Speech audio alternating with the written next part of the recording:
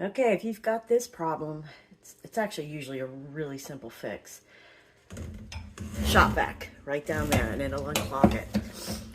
If it doesn't unclog it, there's actually a tube on the other side of this wall that you can unhook and suck it from that side, and you usually fix it. Another issue are these little guys. So if you pull this off, which it unscrews right there, those holes get clogged. So if it's not cleaning the top, that's usually the problem. I hope these help.